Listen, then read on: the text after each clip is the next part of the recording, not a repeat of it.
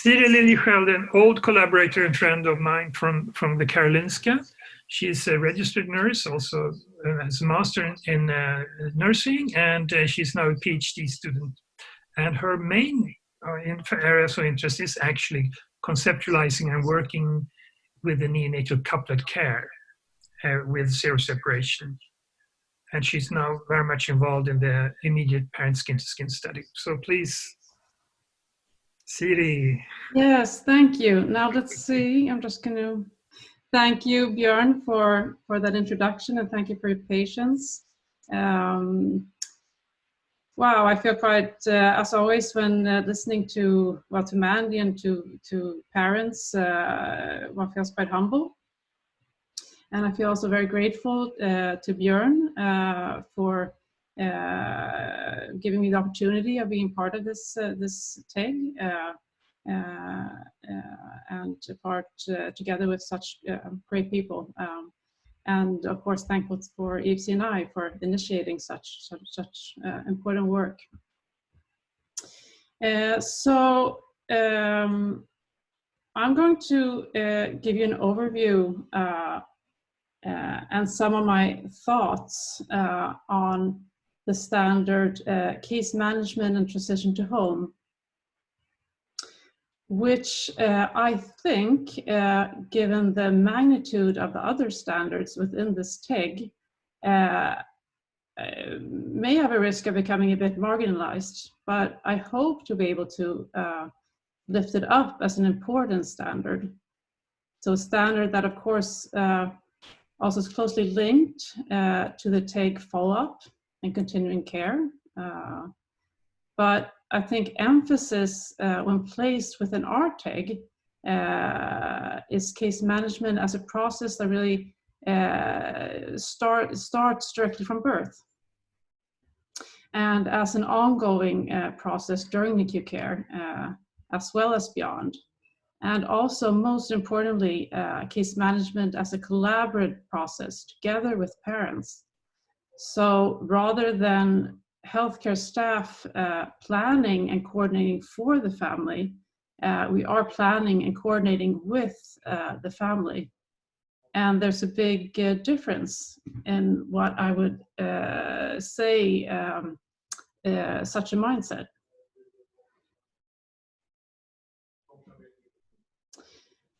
So an important goal of neonatology is that after days, weeks, and often months of care in the NICU, we have parents who, despite adversities met along the way, feel empowered and confident as parents and well prepared for discharge, whatever the next phase might be during that NICU stay and after. So preparing them for the life beyond the NICU, helping them to navigate on the sometimes bumpy road along the way. The role of case management is then to, in a structured way, plan and monitor the entire care pathway and prepare parents for the next phase. Now, as a NICU nurse, planning and coordinating between needed investigations and treatments and services and communicating with families around these issues is, of course, an important part of what we do every day, and together with, of course, the rest of the team. Yet I've often experienced that despite sort of the best of our intentions, we do often fall short and fail in providing a case management plan that has been well communicated and established together with the parents, as well as adhered to by the team. So parents saying to us, or saying, these changes, they're coming too sudden. We don't feel prepared. Why didn't someone communicate better to us and involve us earlier in planning for the next phase in our infant's care? Every day, I think a very frustrated mother once told me, when the rounds were coming in, she said, look, every day someone is coming in here with a new agenda, and we just feel that we're the last to know, and so on.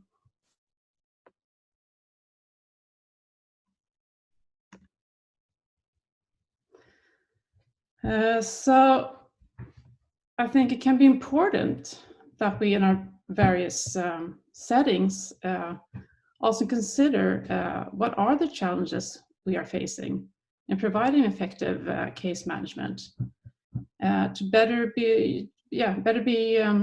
so we better can address these challenges within the NICUs and beyond. And when thinking about this, I think that taking on a systems perspective can be very useful. So just as Björn also showed, here I've used the synaptic model of developmental care by Heidlis Alls. So if you like the NIDCAP model of NICU care, to help provide insight into our ability to provide a care pathway that is well-defined, well-structured, and well-communicated to and together with our NICU families. So within a systems perspective, the entity or the whole is made up by interrelated and interdependent parts, and changes in one part of the entity will affect the other parts of the entity as well, or the whole. And when thinking, at least in my own context, one factor that I believe is influencing effective case management is the challenges that we see in maintaining a continuity of care, both directly bedside by the infant and the parent, but also within and between the NICU hospital community systems. And there are, of course, many examples of issues that are disrupting continuity of care. So definitely staffing issues. I think we share that, many of us. So shortage of nurses, shortage of hospital beds, or problem of keeping hospital beds open. We have a lot of transfers of families transferring during their NICU stay to different units, which even those transfers that are planned most often are experienced as very disruptive for our families. But also the chain of responsibility within and between the NICU and hospital and community systems not always being clear or well defined.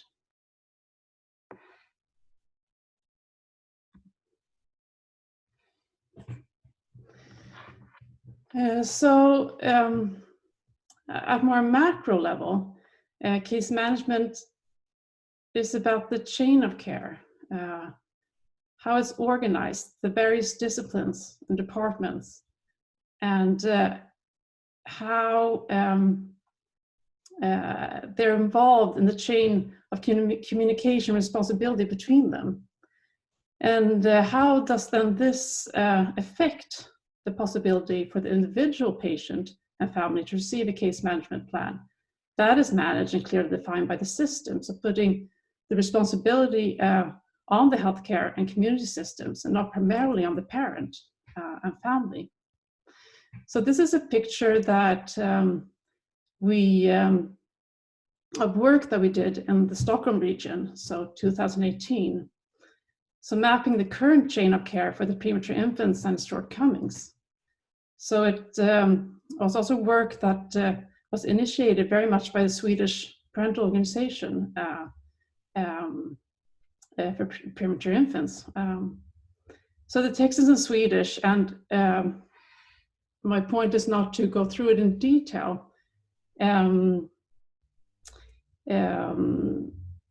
Let's see.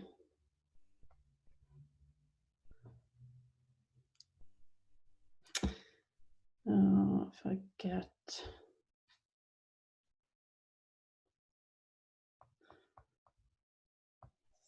there, the pointer.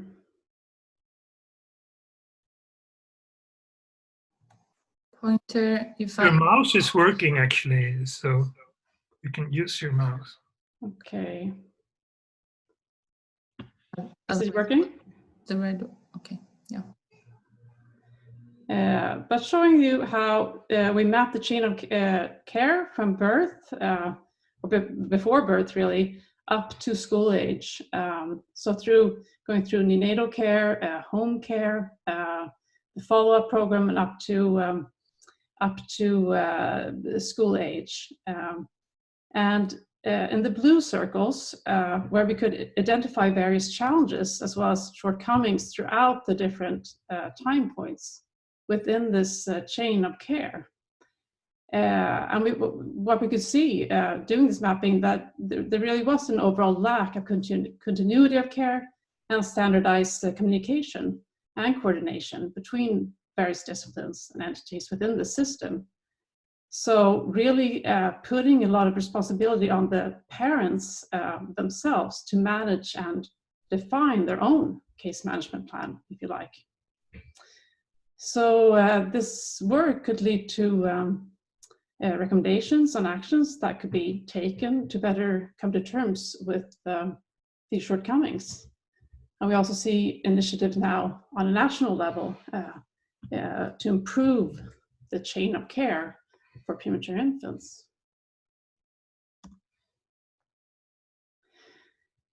And then on a micro level, case management is about tending to the individualized need of every infant and family starting their life and parenthood in the NICU. So planning collaboratively together with parents on an individual level, but with the help of a well-defined and structured chain of care. So coordinating between needed investigations, treatments, and services in regard to expected clinical course, and ensuring adequate communication with families along the way. So preparing them for the next step or phase in their infant's care. And this is a picture that I actually use because I think it's quite symbolic that we don't want parents to be standing on the outside looking in, but rather being on the inside together with their infant and together with us looking out. That's a much more empowering experience.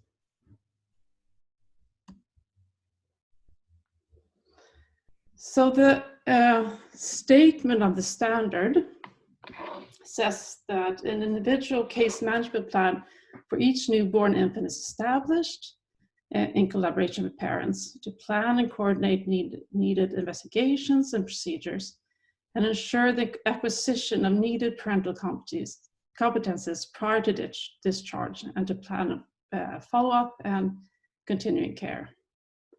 And it got a heart from me. And it goes very, I think, much into also what Mandy highlighted in her in the previous presentation.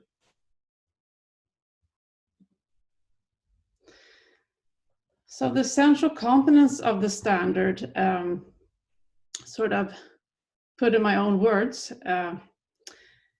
are that parents, of course, are seen as the primary caregivers to their infant. So this is that's a mindset, and that's a mindset that runs through all the standards really within this TEG. And also when it comes to case management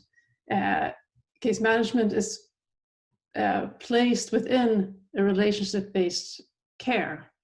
It's not a task-oriented care or procedures. It's based within a relationship-based care.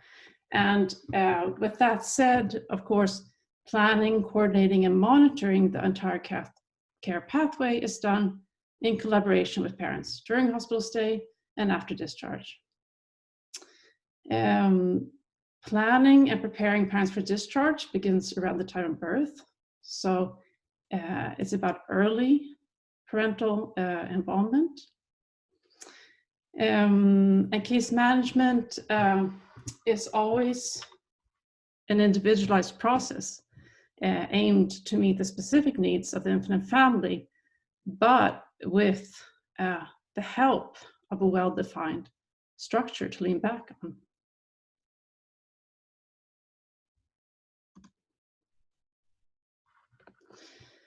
So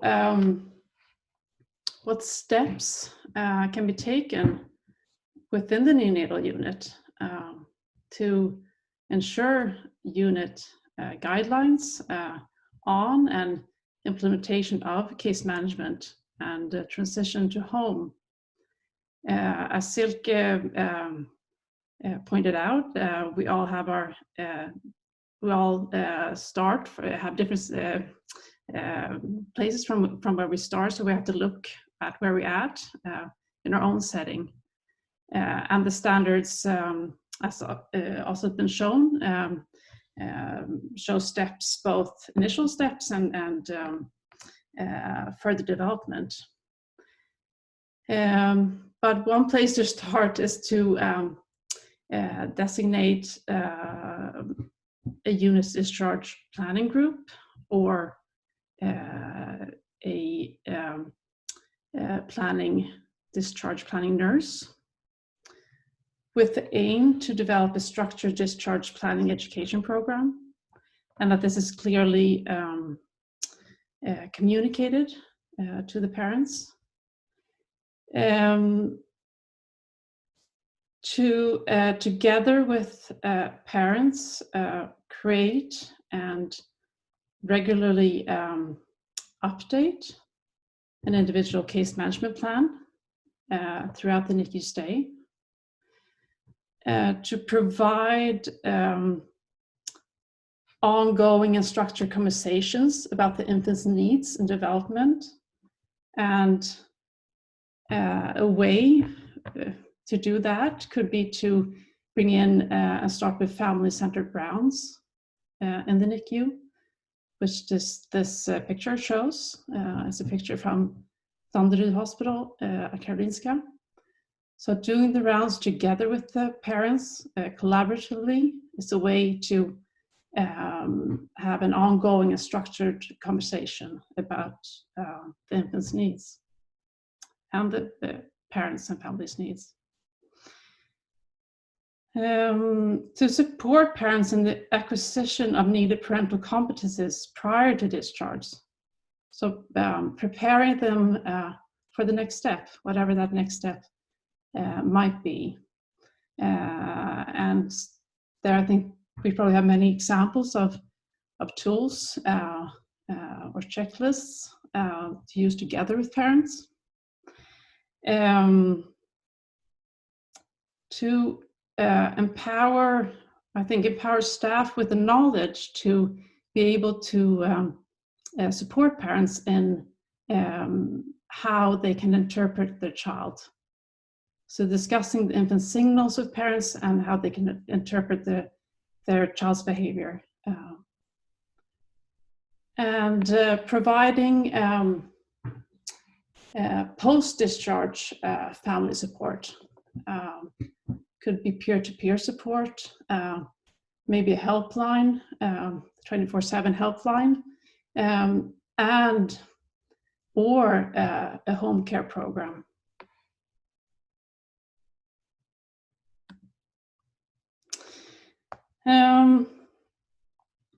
So I just want to show an example from our neonatal units at Karolinska, a tool that we developed to support parents in being early involved in their infant's care and in the acquisition of needed parental competencies along the way and prior to discharge.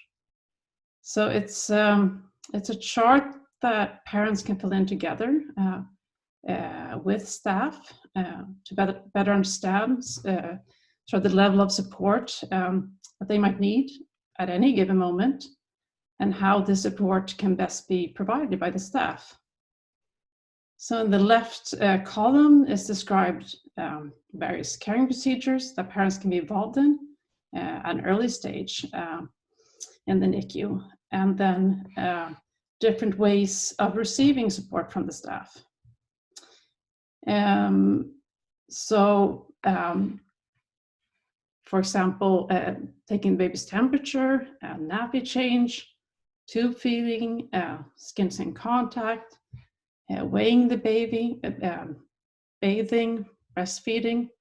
How staff in the beginning might need to be a bit more instructive, and the parent participates, but with support from the staff, to staff supporting actively, but parent acting together with staff, to staff maybe taking more coaching approach, and parent being able to act alone, but with the support from the staff, to staff always being nearby, but the parent feeling confident and acting alone. And on the base of this chart is, of course, and very importantly, the developmental support to always observe, feel, and follow the baby's behavior, and support parents in doing this. So this is not a linear process. It's meeting the parent where they are at the moment. The parent can maybe feel very confident and be acting alone, but then something happens medically with the infant, which throws them back, and we have to meet them where they're at the moment, and to what level of support that they need.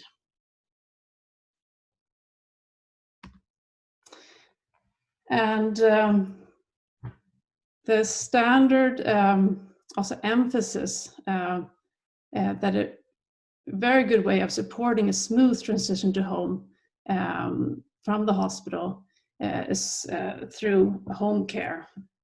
So considering an early discharge program or a home care program is a great way of enhancing, supporting and enhancing parental skills, at the same time reducing hospital stay. So it's a very cost-effective way of also caring for the infant in the home.